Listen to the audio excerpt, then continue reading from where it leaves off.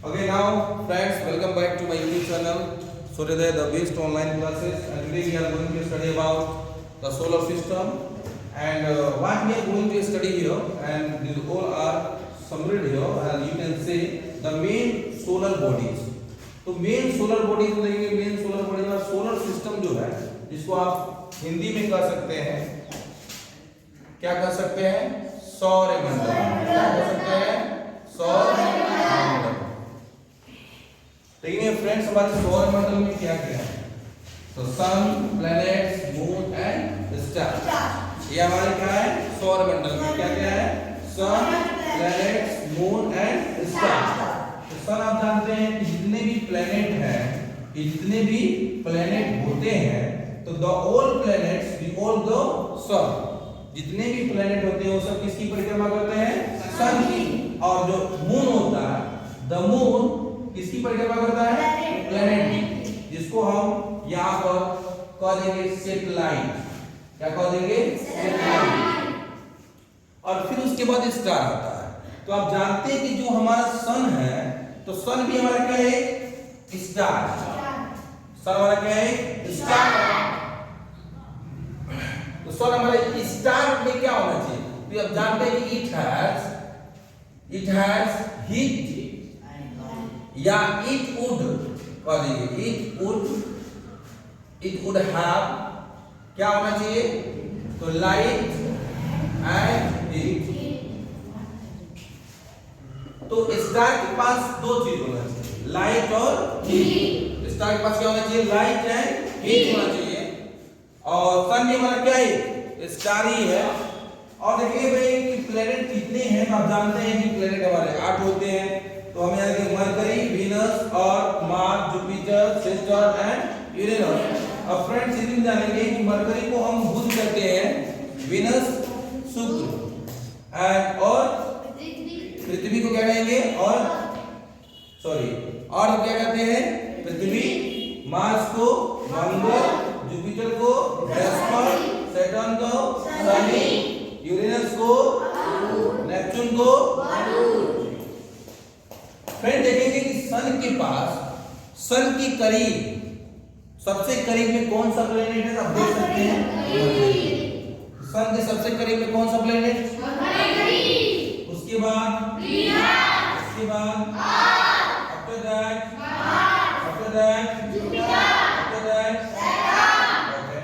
Then अब ये बताइए कि सबसे पहले सन का परिक्रमा कौन करेगा? कौन करेगा? उसके बाद तो अभी इसमें क्वेश्चन पूछता है कि सबसे हॉटेस्ट प्लेनेट हमारे सोलर सिस्टम में क्या है? कौन सा है? कौन सा है? और सन का सबसे पहले परिक्रमा कौन करता है? सबसे हॉटेस्ट प्लेनेट भोर का तारा किसको कहते हैं? किसको कहते हैं? ओके. अब देखेंगे कि हमारा इसके बाद वीनस के पास, वीनस ऐसा प्लेनेट है जिसका वायुमंडल नहीं है. इस वजह से जो सन की लाइट आती है वो सब कहाँ रह जाती है? मतलब नीचे ही रह जाती है. इसलिए वो लाइट रेडिएट नहीं हो पाती और वहां हमेशा वोल्केनो आते रहते हैं, वहां पे ज्वालामुखी फटती रहती है. और अब देखिए पृथ्वी. तो पृथ्वी कौन सा ग्रह है? किस ग्रह पर आप रहते हैं? We all exist on the earth. We live on the earth. हम कहाँ रहते हैं? अर्थ पर रहते हैं. कहाँ रहते हैं? अर्थ पर रहते हैं. कहाँ रहते हैं? अर्थ पर. कहाँ रहते हैं? पृथ्वी पर. अब कहेंगे, कोई आपसे पूछ लिया कि बताइए कि किस प्लेनेट का डेंसिटी सबसे ज्यादा है? तो किस प्लेनेट का डेंसिटी सबसे ज्यादा है? बताइए किस प्लेनेट का डेंसिटी सबसे ज्यादा है? किस प्लेनेट की घनत्व सबसे ज्यादा है? किस प्लेनेट की डेंसिटी सबसे ज्यादा है? किसकी है? हम कहाँ रहते हैं? कहाँ रहते हैं? अर्थ को हम ब्लू प्लेनेट भी कहते हैं. क्या कहते हैं भाई? Blue planet. क्यों कहते हैं ब्लू प्लेनेट? क्योंकि इसका 1/3 भाग क्या है? क्या है?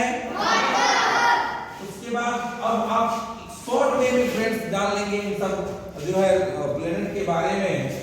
तो अर्थ के बारे में जानिए, अर्थ को ब्लू प्लेनेट भी कहते हैं। और फिर जो है क्यों ब्लू प्लेनेट कहते हैं, जब हम स्पेस से नीचे देखते हैं तो कैसा दिखता है, ब्लू दिखता है। कैसा दिखता है, ब्लू, क्योंकि इसका 1/3 भाग क्या है, पानी है, इस वजह से ब्लू, इसलिए इसको ब्लू प्लेनेट भी कहा जाता है। अब दूसरा प्लेनेट देखिए मार्स। मार्स कैसा प्लेनेट है भाई, इसको हम रेड प्लेनेट कहते हैं। रेड प्लेनेट नाम से भी जानते हैं। कौन सा प्लेनेट, अंडरस्टूड।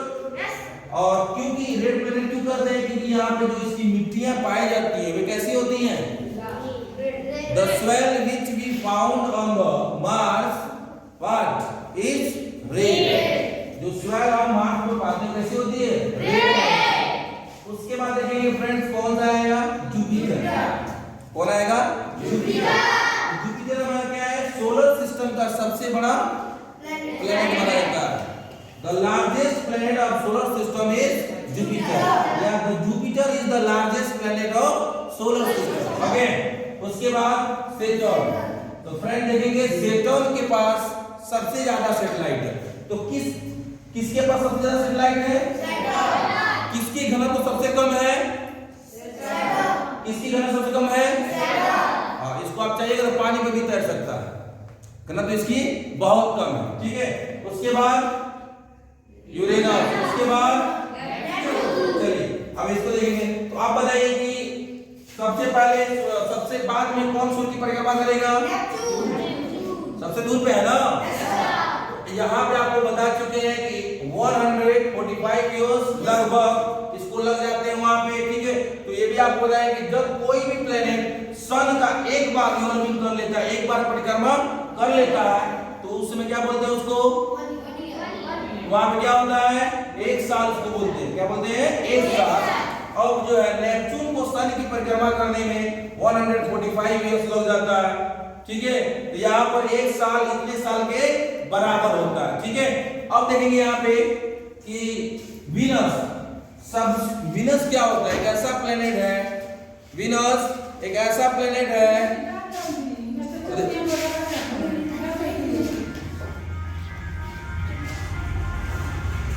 वीनस एक ऐसा प्लेनेट है जिस प्लेनेट का हम अगर देखेंगे यहाँ पढ़ेंगे तो अगर देखिए सबसे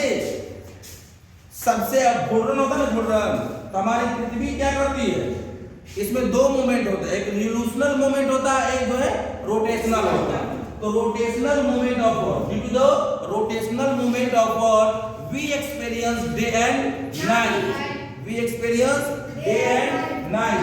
हम पृथ्वी का जो हमारा रोटेशनल मूवमेंट होता है, पृथ्वी घूर्णन करती है ना, तो उसकी घूर्णन कितने घंटे में कंप्लीट होती है, 24 घंटे में। इसलिए पृथ्वी पर क्या होता है, 24 घंटे का 1 डे माना जाता है।